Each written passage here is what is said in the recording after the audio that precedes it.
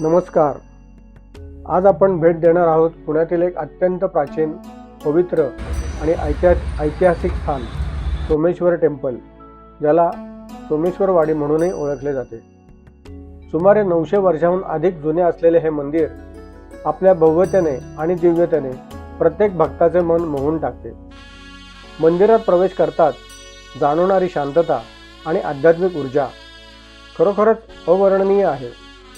या मंदिराचे मुख्य आकर्षण म्हणजे येथे असलेले स्वयंभू शिवलिंग, म्हणजे स्वतः उत्पन्न झालेले शिवलिंग.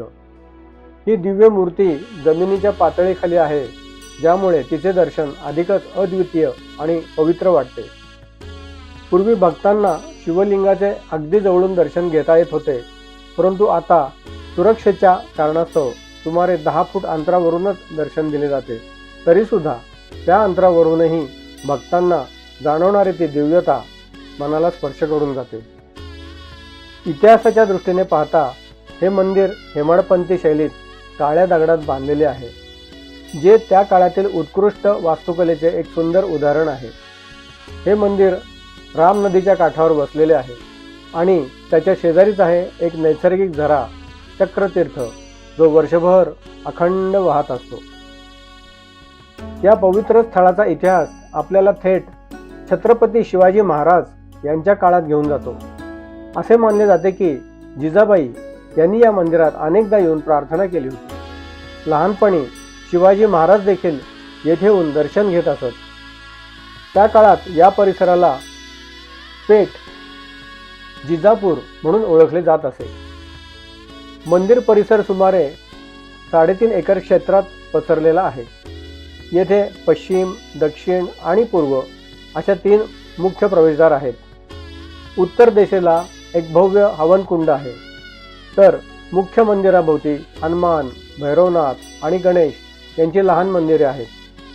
मंदिरात एक सुंदर आणि उंच 40 फूट दीपमाळ देखील आहे, जी सणांच्या वेळी दिव्यांनी उजळून निघते आणि अतिशय मनोहरी दृश्य निर्माण करते. या मंदिराशी एक अत्यंत सुंदर आणि भावनिक लोककथा देखील जोडलेली आहे.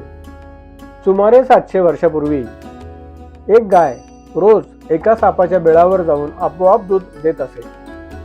हे पाहून एका गोरखाला आश्चर्य वाटले.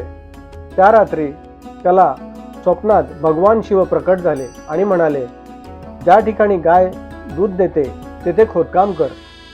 दुसऱ्या दिवशी त्याने तसे केले आणि त्या ठिकाणी सापडले हे स्वयंभू शिवलिंग.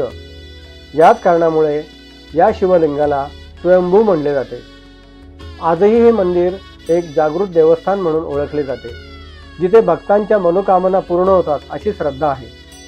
मंदिराजवळच असलेले पद्मावती देवीचे मंदिर हे देखील एक महत्त्वाचे आकर्षण आहे, जिथे अनेक भक्त आपल्या इच्छा पूर्ण होण्यासाठी प्रार्थना करतात. शेवटी जर तुम्ही पुण्यात असाल किंवा पुण्याला भेट देण्याचा विचार करत असाल तर या पवित्र स्थळाला नक्की भेट द्या. येथील शांतता, आध्यात्मिक ऊर्जा आणि ऐतिहासिक वारसा तुमच्या मनाला एक वेगळाच अनुभव देईल. हर हर महादेव. जय सोमेश्वर.